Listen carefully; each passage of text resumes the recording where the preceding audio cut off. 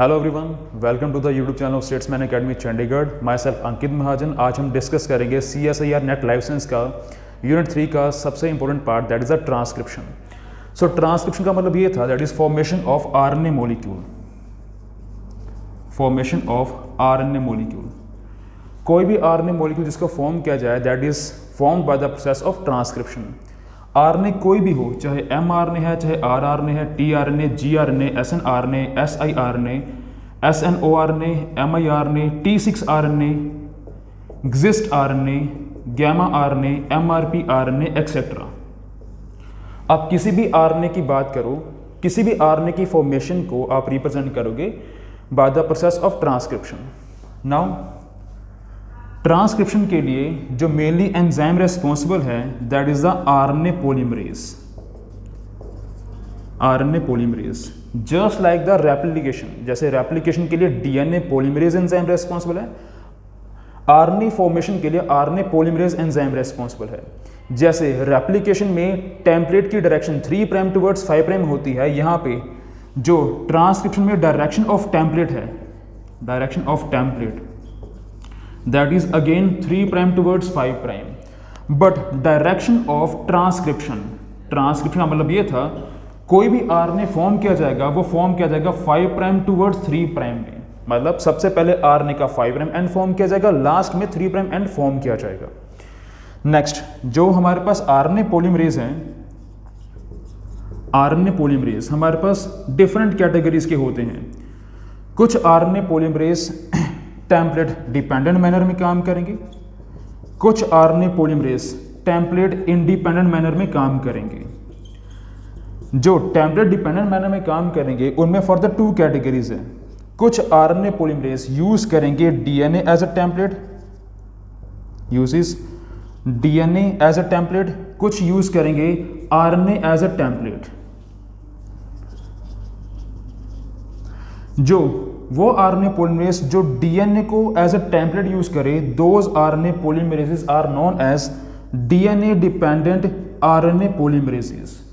वो RNA polymerase जो RNA को टेम्पलेट की तरह यूज करे, those are known as RNA dependent RNA polymerases. Now template independent manner की बात करें, इसमें हमारे पास एग्जांपल्स हैं। Examples, first PNPase, second is PAP, that is polynucleotide phosphorylase, second is the poly A polymerase। सो ये हमारे पास टेम्पलेट डिपेंडेंट, टेम्पलेट इंडिपेंडेंट के हमारे पास एग्जांपल्स है RNA पॉलीमरेजेस के।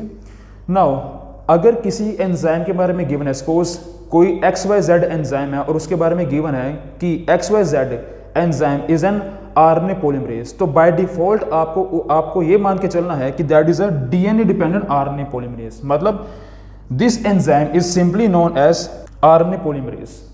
सो जैसे हम डिस्कस कर रहे थे, हमारे पास जो RNA पॉलीमरेज है वो टेम्पलेट डिपेंडेंट मैनर में काम करेंगे एंड टेम्पलेट इंडिपेंडेंट मैनर में काम करेंगे। एग्जाम्पल सी हमारे पास PNPase and PAP। Template dependent में डिपेंड करेगा कि वो DNA को यूज करेगा एज अ टेम्पलेट, क्या वो यूज करेगा RNA को एज अ टेम्पलेट। जो DNA को टेम्पलेट की तरह यूज करे, those are known as DNA dependent RNA polymerases, those are known as RNA dependent RNA polymerases. तो अगर कोई भी एंजाइम गिवन है कि XYZ is an RNA polymerase, तो बाय डिफॉल्ट आप उसको ये मान के चलोगे कि that is a DNA dependent RNA polymerase, simply known as RNA polymerase.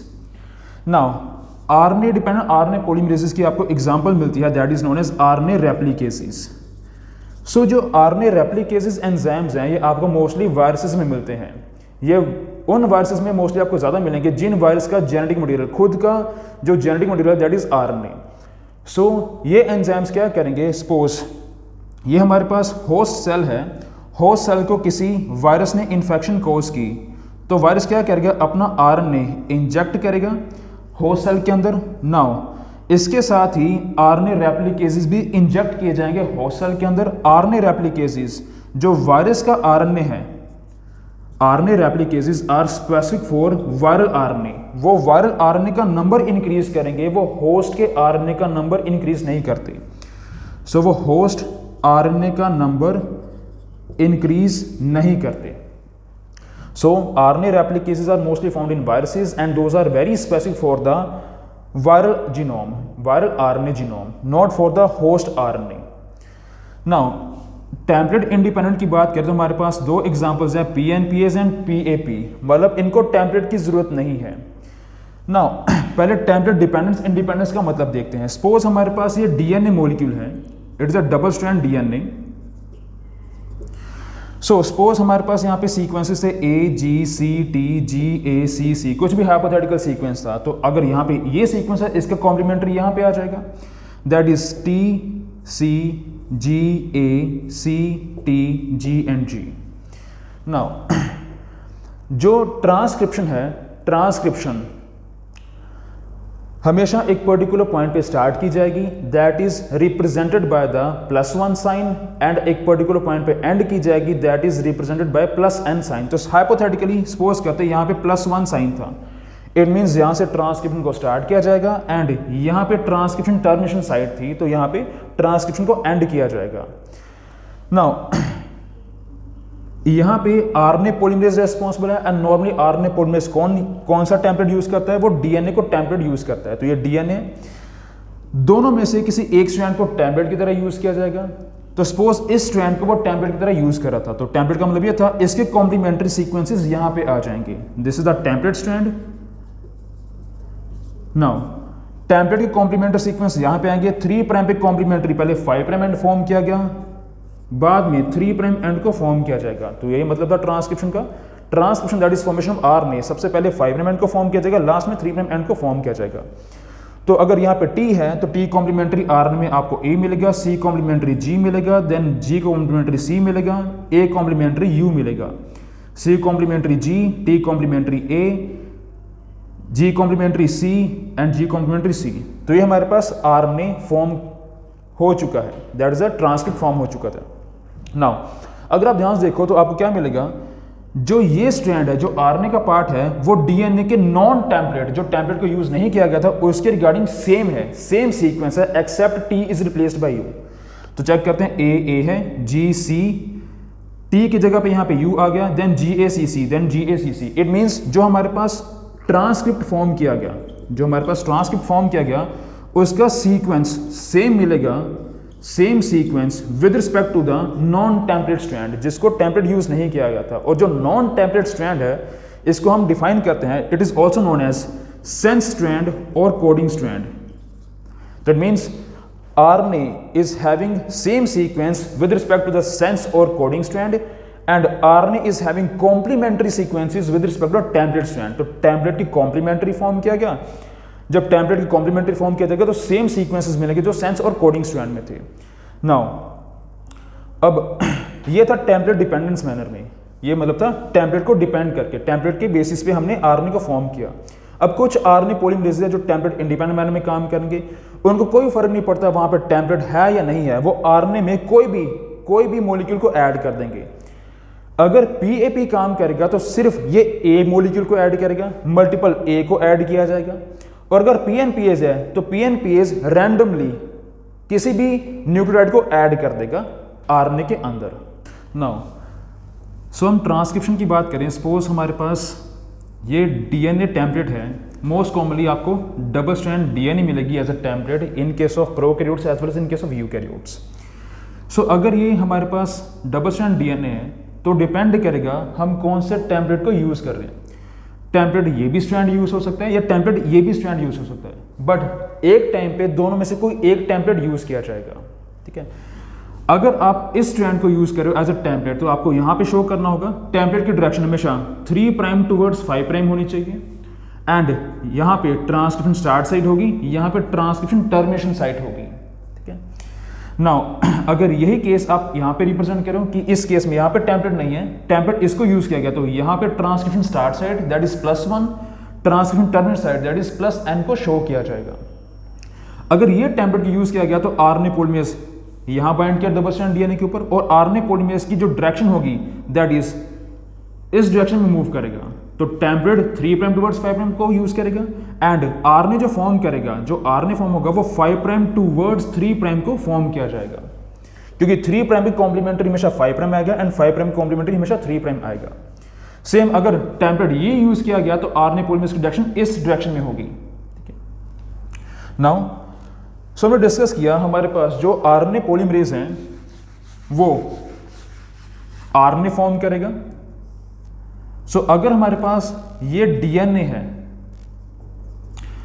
तो इसकी जब ट्रांसक्रिप्शन होगी, जो इमीडिएट प्रोडक्ट फॉर्म किया गया that is known as immature RNA molecule. That is known as immature RNA molecule. Immature RNA के लिए आप टर्म यूज करते हो प्री आरएनए मॉलिक्यूल। तो जहां पे भी टर्म आपको मिलती है प्री, इट मींस वो आरएनए इमेच्योर आरएनए है। ये आरएनए कोई भी हो सकता था, it can B mRNA, rRNA और टीआरएनए। नाउ तो जस्ट आफ्टर ट्रांसक्रिप्शन हमारे पास जो इमीडिएट प्रोडक्ट फॉर्म किया जाएगा that is a immature RNA molecule and that is represented by the pre mRNA या प्री आरआरएनए या pre tRNA molecule. Now suppose करो अगर हमारे पास स्पेसिफिकली यहां पे प्री एमआरएनए फॉर्म किया जाए तो दिस जीन, ये हमारे पास डीएनए था, डीएनए में ये सीक्वेंसेस होंगे, तो जिन सीक्वेंसेस की ट्रांसक्रिप्शन हो रही है मैं उनके लिए टर्म यूज कर रहा हूं जीन। तो यहां तक हमारे पास थी जीन ए। नाउ वो जीन जिसकी ट्रांसक्रिप्शन को परफॉर्म किया जाए, जिसके बेसिस पे आरएनए को फॉर्म किया जाए, कोई भी आरएनए हो, that gene is known as transcription unit. That is known as transcription unit. So a transcription unit क्या फॉर्म करेगा? It will form RNA molecule. RNA कोई भी आरएनए हो सकता है, it can be coding RNA, it can be non coding RNA.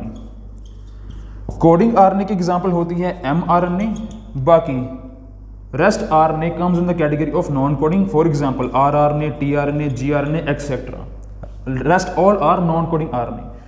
तो अगर एक कोई transcription unit specifically coding RNA that is mRNA form करे, now this transcription unit is known as cistron. तो इट मींस अगर कोई जीन है जिसकी ट्रांसक्रिप्शन होकर प्री एमआरएनए फॉर्म किया जाए तो that gene is known as a cistron. That gene is known as transcription unit and that transcription unit is also known as cistron. आप कुछ भी टर्म यूज कर सकते हो। नाउ तो हमने डिस्कस किया कि जब हमारे पास ट्रांसक्रिप्शन होगी तो पहले इमेच्योर प्रोडक्ट को फॉर्म किया गया। नाउ इमेच्योर प्रोडक्ट को आप प्री एमआरएनए से शो करोगे। अगर ये प्री एमआरएनए है तो आप इसको सिस्ट्रॉन बोलोगे। नाउ प्री एमआरएनए को हम मैच्योर एमआरएनए में कन्वर्ट करेंगे, तो मैच्योर एमआरएनए को आप सिंपली अकेला एमआरएनए ही लिखते हो। नाउ प्री एमआरएनए से इमेच्योर आरएनए से मैच्योर आरएनए फॉर्म किया जाएगा by the process known as processing. तो इसकी की जाएगी प्रोसेसिंग। प्रोसेसिंग में हमारे पास 4 प्रोसेसेस इन्वॉल्व होंगी। कौन कौन सी प्रोसेसेस इन्वॉल्व है? Those are 5 prime capping, 3 prime cleavage and polyadenylation, next RNA editing and last is splicing. So overall अगर हम डिस्कस करें, ये डीएनए सीक्वेंस है जिसकी ट्रांसक्रिप्शन हो रही थी, आप उसको जीन भी बोल सकते हो। जिसकी ट्रांसक्रिप्शन हो रही थी उसको आप ट्रांसक्रिप्शन यूनिट भी बोल सकते हो। ये जीन या ये ट्रांसक्रिप्शन यूनिट कोई भी आरएनए फॉर्म कर सकता है। जो भी आरएनए फॉर्म किया जाएगा सबसे पहले वो इमेच्योर आरएनए होगा। वो कोई भी हो सकता है, pre mRNA, pre rRNA, pre tRNA या कोई भी और आरएनए हो सकता है। सो अगर ये gene specifically pre mRNA form करे, स्पेसिफिकली कोडिंग आरएनए फॉर्म करे, नाउ दैट जीन और that transcription unit is known as cistron. So जब प्री एमआरएनए फॉर्म किया जाएगा तो वो इमेच्योर आरएनए था। इमेच्योर आरएनए को हम मैच्योर आरएनए में कन्वर्ट करेंगे। कैसे? Bye processing. प्रोसेसिंग में कौन कौन सी प्रोसेसेस इन्वॉल्व होंगी? These 4 processes will be involve in the processing. सबसे पहले की जाएगी 5 प्राइम कैपिंग, उसके बाद कोई भी हो सकती है। सबसे पहले 5 प्राइम कैपिंग की जाएगी। नाउ स्टार्ट करते हैं with the 5 prime capping. Now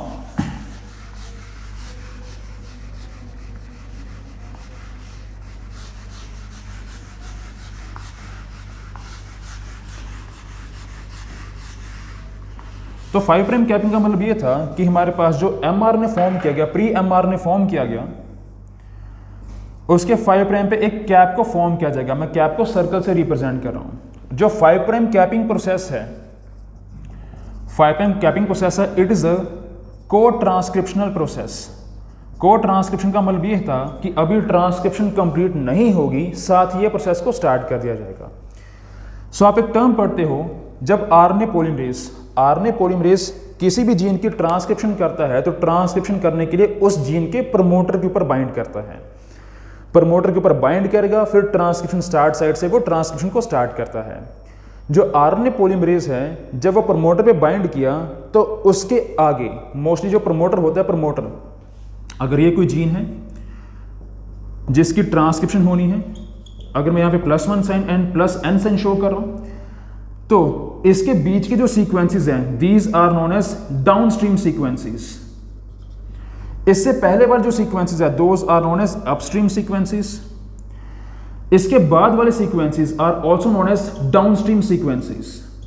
तो डिफरेंस कहां पे आप बोलोगे, इसके बीच के जो सीक्वेंसेस है those are downstream sequences present within the gene और ट्रांसक्रिप्शन यूनिट, और इसके बाद वाले सीक्वेंसेस को आप बोलोगे downstream sequences present outside the gene और ट्रांसक्रिप्शन यूनिट। तो ये डिफरेंसेस हैं। हर एक जीन का मोस्टली आपको प्रमोटर मिलेगा। प्रमोटर मेनली आपको अपस्ट्रीम मिलता है, प्रमोटर आपको ओवरलैपिंग रीजन में मिल सकता है, प्रमोटर आपको डाउनस्ट्रीम भी मिल सकता है, बट मोस्ट कॉमनली प्रमोटर आपको अपस्ट्रीम मिलता है। सो हमने डिस्कस किया कि आरएनए पॉलीमरेज पहले बाइंड करेगा प्रमोटर के ऊपर, यहां पे ट्रांसक्रिप्शन को स्टार्ट करेगा, इसके कॉम्प्लीमेंट्री सीक्वेंसेस को ड्रॉ करना शुरू करेगा। नाउ सो 5' कैपिंग कब परफॉर्म की जाएगी, जब आरएनए पॉलीमरेज ट्रांसक्रिप्शन करते हुए प्रमोटर को पीछे छोड़ देता है, that is known as promoter clearance. तो 5' कैपिंग स्टार्ट की जाएगी आफ्टर द प्रमोटर क्लियरेंस, जब आरएनए पॉलीमरेज प्रमोटर पे बाइंड करके आगे मूव कर चुका था, प्रमोटर को पीछे छोड़ चुका था, that is known as promoter clearance. Next, now cap को फॉर्म किया जाएगा, इट मींस अभी ट्रांसक्रिप्शन कंप्लीट नहीं हुई थी तो 3' एंड अभी फॉर्म होना है, इसलिए मैं इसको डॉटेड लाइन से शो कर रहा हूं, मींस अभी 3' एंड फॉर्म नहीं किया गया। नाउ तो हमने डिस्कस किया, हम ये पढ़ते हैं, हमारे पास जो भी आरएनए फॉर्म किया जाएगा उसका जो फर्स्ट न्यूक्लियोटाइड होगा वो ट्राइफॉस्फेट की फॉर्म में होगा, रेस्ट सभी मोनोफॉस्फेट की फॉर्म में होंगे, रेस्ट सभी मोनोफॉस्फेट की फॉर्म में होंगे। द वेरी फर्स्ट न्यूक्लियोटाइड यहां पे अगर सपोज करो ट्रांसक्रिप्शन स्टार्ट साइड पे हमारे पास T प्रेजेंट था तो इसके कॉम्प्लीमेंट्री सीक्वेंस आएगा हमारे पास आरएनए के अंदर, तो आरएनए में फर्स्ट न्यूक्लियोटाइड क्या होगा A। अगर T के बाद G है तो A के बाद आएगा C कॉम्प्लीमेंट्री सीक्वेंसेस, अगर C है तो यहाँ पे G आएगा, मींस जो फर्स्ट न्यूक्लियोटाइड होगा वो ट्राइफॉस्फेट की फॉर्म में होगा, रेस्ट जितने भी होंगे up to the transcription termination side वो सारे सारे मोनोफॉस्फेट की फॉर्म में होंगे, उनके पास सिंगल फॉस्फेट होगा। नाउ सो हम डिस्कस करते हैं, फॉर एग्जांपल अगर मैं इस C की बात करूं, जो C था जब ये आया इनकमिंग, जब ये ऐड होने के लिए आया तो ये ट्राइफॉस्फेट की फॉर्म में था, बट जब ये ऐड हुआ at the time of addition, at the time of addition it will be added in the form of CMP, monophosphate की फॉर्म में ऐड किया जाएगा। पहले CTP की स्ट्रक्चर देखते हैं, साइटोसिन है, इसके साथ शुगर मॉलिक्यूल है, इसके साथ 3 फॉस्फेट है। The very first, the immediate phosphate which is attached to the sugar molecule, that is known as alpha phosphate, second is known as beta phosphate, third is known as gamma phosphate. Now point is, जब C add होने के लिए आया तो वो triphosphate की form में था, जब वो ऐड हो चुका है तो वो मोनोफॉस्फेट की फॉर्म में है। तो कौन कौन से फॉस्फेट को रिमूव किया गया, बीटा एंड गामा फॉस्फेट को रिमूव कर दिया गया। तो कौन सा ऐड किया गया यहाँ पे, अगर मैं इसको A बोलूं और इसको मैं C बोलूं तो यहाँ पे कौन सा फॉस्फेट ऐड किया गया, that is alpha phosphate. Next G add हुआ तो G के पास भी कौन सा फॉस्फेट था, that is single phosphate. It means हर एक न्यूक्लियोटाइड जब आएगा एडिशन के लिए तो वो ट्राइफॉस्फेट की फॉर्म में आएगा, और जब वो ऐड होगा तो वो मोनोफॉस्फेट की फॉर्म में ऐड किया जाएगा। नाउ इसका सिग्निफिकेंस क्या था, इसका सिग्निफिकेंस देखते हैं। इसके बेसिस पे लास्ट ईयर में क्वेश्चन आया था, सो इस इंफॉर्मेशन की बेसिस पे आप इस क्वेश्चन को सॉल्व कर पाओगे जो आपको वीडियो के एंड में मिलेगा। नाउ अब हुआ ये, जो फर्स्ट न्यूक्लियोटाइड था वो 5' एंड पे था और हमारे पास 3' एंड अभी फॉर्म होना था। सो अभी ट्रांसक्रिप्शन कंटिन्यू थी, साथ ही प्रोसेसिंग स्टार्ट हो जाएगी। ये हम डिस्कस करें इन केस ऑफ यूकैरियोट्स। प्रोकैरियोट्स में एमआरएनए की प्रोसेसिंग नहीं होती, क्योंकि प्रोकैरियोट्स में एमआरएनए की प्रोसेसिंग इसलिए नहीं होती क्योंकि ट्रांसक्रिप्शन एंड ट्रांसलेशन वहां पे कपल्ड होती है। अभी mRNA फॉर्म हो ही रहा था, साथ ही उस mRNA की ट्रांसलेशन स्टार्ट हो जाती है, जिसकी वजह से प्रोकैरियोट्स में टाइम नहीं होता कि वो प्रोसेसिंग कर पाए। दैट्स व्हाई प्रोकैरियोट्स में प्री mRNA की प्रोसेसिंग नहीं होती, वहां पे सिंपली आप प्री mRNA शो ही नहीं करते, वहां पे आप बोलते हो कि वो mRNA था। नाउ यूकैरियोट्स में हम ये डिस्कस किया, जो फर्स्ट न्यूक्लियोटाइड था वो ट्राइफॉस्फेट की फॉर्म में था। सबसे पहले जब हम 5 प्राइम कैपिंग को डिस्कस करते हैं तो यहाँ पे एक्शन आता है एंजाइम का, दैट इज फॉस्फोहाइड्रोलेज।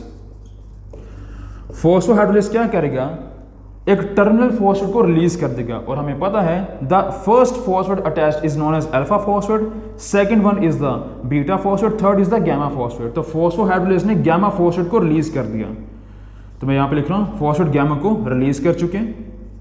नाउ रिलीज हो चुके हैं, अब बचे हमारे पास alpha phosphate and beta phosphate. Now second action of enzyme that is guanylyl transferase. Guanylyl transferase ने क्या किया, जीटीपी से, जीटीपी के अगर हम स्ट्रक्चर को डिस्कस करें, दैट इज ग्वानोसिन या ग्वानिन जिसके साथ शुगर अटैच्ड है, जिसके साथ 3 फॉस्फेट अटैच्ड है। Immediate phosphate is known as alpha phosphate, second is the beta, third is the gamma phosphate. Guanylyl transferase ने जीटीपी से जीएमपी को एक्सट्रैक्ट किया और इसके साथ ऐड कर दिया। नाउ ऐड ऐसे किया कि जो मैं ग्वानिन प्लस शुगर ग्वानोसिन बोलूंगा, तो यहां पे ग्वानोसिन है, ग्वानोसिन के पास एक फॉस्फेट था, तो ये फॉस्फेट आ गया। फॉस्फेट कौन सा आया, that is the alpha phosphate, वो अटैच किया गया प्री एग्जिस्टिंग न्यूक्लियोटाइड के फॉस्फेट के साथ। तो प्री एग्जिस्टिंग कौन कौन से थे, बीटा एंड अल्फा, तो कौन कौन सा बाइंड करेगा, दिस वन। मींस जीटीपी से जीएमपी को एक्सट्रैक्ट किया, दैट इज अल्फा फॉस्फेट को एक्सट्रैक्ट करके जो अल्फा फॉस्फेट है वो हमारे फर्स्ट न्यूक्लियोटाइड के सेकंड फॉस्फेट के साथ बाइंड करेगा। This bond is known as 5 prime phospho anhydride bond. Now remaining same structure रहेगी। इसका सिग्निफिकेंस देखना, इसका मतलब ये था जो हमारा एमआरएनए फॉर्म किया जाता है वो टेम्पलेट डिपेंडेंट मैनर में फॉर्म किया जाता है। तो ये जो एन न्यूक्लियोटाइड है वो टेम्पलेट के बेसिस पे है, ये कोई भी न्यूक्लियोटाइड हो सकता है। अगर टेम्पलेट में हमारे पास टी है तो यहाँ पे ए आ जाएगा, और अगर टेम्पलेट में ए है तो यहाँ पे यू आ जाएगा। मीन्स ये कोई भी हो सकता है nucleotide depending upon the template. तो ये हमारे पास फर्स्ट न्यूक्लियोटाइड था। यूकैरियोट्स में जब 5 प्राइम कैपिंग होती है तो उस केस में जो फर्स्ट न्यूक्लियोटाइड है वो बन जाता है सेकंड न्यूक्लियोटाइड। देखो ये फर्स्ट न्यूक्लियोटाइड था, अब फर्स्ट न्यूक्लियोटाइड के साथ हमने जीएमपी को ऐड कर दिया, तो फर्स्ट न्यूक्लियोटाइड कौन बना, guanine. It means template dependent manner में हमारे पास जो फॉर्म किया गया था फर्स्ट न्यूक्लियोटाइड, अब वो हमारे पास सेकंड बन चुका है। So this is the significance. तो इट मींस यूकैरियोट्स में मोस्ट ऑफ द एमआरएनए के 5 प्राइम एंड पे आपको जो फर्स्ट न्यूक्लियोटाइड मिलेगा after capping that would be G, guanine मिलेगा। नेक्स्ट, सो इसके बाद यहां पे एक्शन आएगा, action of the enzyme methyl transferase. Methyl transferase का फंक्शन क्या था, वो मिथाइल ग्रुप को ट्रांसफर करेगा। अब मिथाइल ग्रुप का डोनर कौन था, donor of methyl group that is the S adenosyl methionine,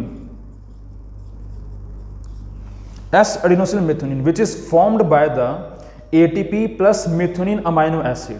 तो हमारे पास कंपाउंड फॉर्म किया गया एस एडिनोसिल मेथियोनिन, इससे methyl group that is CH3 group को एक्सट्रैक्ट किया गया और ग्वानिन की 7th पोजीशन पे जो नाइट्रोजन एटम है इसके ऊपर ऐड किया गया। So addition of the methyl group on the nitrogen which is present at the 7th position of the guanine nitrogenous base, this structure is known as cap. This structure is known as cap 0. This structure is known as cap 0. Now first time action करेगा methyl transferase, now second time फिर से methyl transferase काम करेगा। Methyl transferase ने क्या किया, अब जो हमारे पास सेकंड न्यूक्लियोटाइड बन चुका था, जो कभी पहला था, जो सेकंड बन चुका था, इसके शुगर के 2 प्राइम एंड के ऊपर मिथाइल ग्रुप को ऐड किया गया। Now this structure is known as cap 1। This structure is known as cap 1। तो कैप 0 क्या है, कैप 0 या कैप नॉट बोल सकते हो। ग्वानिन की 7th पोजीशन पे नाइट्रोजन एटम पे मिथाइल ग्रुप को ऐड किया गया। कैप 1 है सेकेंड न्यूक्लियोटाइड की शुगर के 2 प्राइम एंड के ऊपर मिथाइल ग्रुप को ऐड किया गया।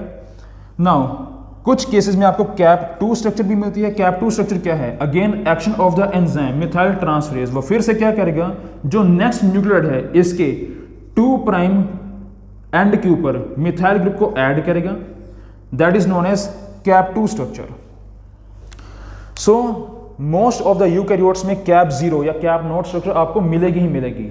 चांसेस है कैप 1 मिल भी सकता है, कैप 2 नहीं भी मिल सकता, but cap 0 is compulsory, cap not is compulsory. Now what are the functions of 5 prime capping? इसके फंक्शंस क्या क्या थी? फंक्शन इसके हमारे पास हम 3 फंक्शंस को डिस्क्राइब करते हैं। 5 प्राइम कैपिंग हमारे एमआरएनए को प्रोटेक्शन प्रोवाइड करेगी, प्रोटेक्शन फ्रॉम डिफरेंट न्यूक्लियसेस। हमारे सेल्स के अंदर बहुत सारे डिफरेंट न्यूक्लियसेस प्रेजेंट है, न्यूक्लियसेस जो न्यूक्लिक एसिड को ब्रेक करते हैं। न्यूक्लिक एसिड मतलब DNA as well as RNA, जो आरएनए को ब्रेक करे those are known as ribonucleases. तो 5 प्राइम कैपिंग प्रोटेक्शन प्रोवाइड करेगा from different ribonucleases specifically. Second function जो 5 प्राइम कैपिंग है ये हेल्प करेगा, helps in translation, helps in translation. हम डिस्कस करते हैं translation. Translation is the process of formation of protein from the mRNA. Now translation को initiate करने के लिए 5 प्राइम कैपिंग पार्टिसिपेट करेगी। हम ट्रांसलेशन टॉपिक में डिस्कस करेंगे कि different translational initiation factors 5 prime capping के ऊपर बाइंड करते हैं। जो राइबोसोम होता है, राइबोसोम स्पेसिफिकली स्मॉलेस्ट सब यूनिट ऑफ द राइबोसोम, वो 5 प्राइम कैप के ऊपर बाइंड करता है यूकैरियोट्स में। Now third function of the 5 prime capping, देखो रेप्लिकेशन कहां पे होगी? रेप्लिकेशन वहां पे होगी जहां पे डीएनए होगा, क्योंकि हमें डीएनए फॉर्म करना है। Replication means formation of DNA. जहां पे डीएनए होगा वहीं पे रेप्लिकेशन होगी। डीएनए कहां पे होगा? यूकैरियोट्स में, न्यूक्लियस में। तो रेप्लिकेशन की site in case of eukaryotes that is nucleus. Transcription कहां पे होगी? ट्रांसक्रिप्शन का मतलब ये था formation of RNA molecule from the DNA molecule. So जहां पे डीएनए वहीं पे ट्रांसक्रिप्शन भी होगी। इट मींस डीएनए कहां पे था? न्यूक्लियस में था। तो इट मींस चाहे रेप्लिकेशन हो चाहे हमारे पास ट्रांसक्रिप्शन हो, वो न्यूक्लियस में तो होगी। ऑर्गेनल डीएनए भी होती है, ऑर्गेनल डीएनए के पास भी अपना डीएनए होता है। जैसे फॉर एग्जांपल माइटोकॉन्ड्रिया, क्लोरोप्लास्ट, उनके पास अपना डीएनए होता है। तो रेप्लिकेशन एंड ट्रांसक्रिप्शन वहां पे भी होती है। बट अगर मेन बात करें मेन यूकैरियोट्स में, तो न्यूक्लियस में तो होगी। ट्रांसलेशन कहां पे होती है? ट्रांसलेशन होती है in the cytosol. Now cytosol की बात करें तो इट मींस जो एमआरएनए है इसकी ट्रांसलेशन साइटोसोल में होगी, तो इसको साइटोसोल में ट्रांसपोर्ट किया जाएगा। क्योंकि जो प्रोसेसिंग होती है, जो हम प्रोसेसिंग की बात करें, ये प्रोसेसिंग भी न्यूक्लियस में हो रही है। Replication, transcription and processing of the RNA molecule, कोई भी एमआरएनए, आरआरएनए, टीआरएनए, सभी की प्रोसेसिंग कहां पे होगी? न्यूक्लियस में होगी। तो it means replication, transcription and processing nucleus में होती है। ट्रांसलेशन कहां पे होगी? ट्रांसलेशन होगी साइटोसोल में। तो इट मींस हमें इस एमआरएनए को ट्रांसपोर्ट करना होगा साइटोसोल में। तो ट्रांसपोर्ट करने के लिए भी 5 प्राइम कैपिंग पार्टिसिपेट करती है। It helps in the transport of mRNA from nucleus into cytosol. Cytosol लिख सकते हो या साइटोप्लाज्म लिख सकते हो। सो ये इनके फंक्शन से 5 प्राइम कैपिंग ऐसे होगी। फॉस्फोहाइड्रेज पार्टिसिपेट करेगा, ग्वानिलेट ट्रांसफरेज पार्टिसिपेट करेगा, 3 बार मिथाइल ट्रांसफरेज पार्टिसिपेट करेगा। एक बार तो कंपल्सरी है, कैप 0 के लिए तो कंपल्सरी है। सो आई होप आपको ये वीडियो इंफॉर्मेटिव लगी होगी। सो इस वीडियो के एंड पे आपको अभी एक क्वेश्चन मिलेगा, मेक श्योर आप उसका आंसर करो। नेक्स्ट वीडियो में उसका आंसर सेपरेटली शो करूंगा। That's all, thank you.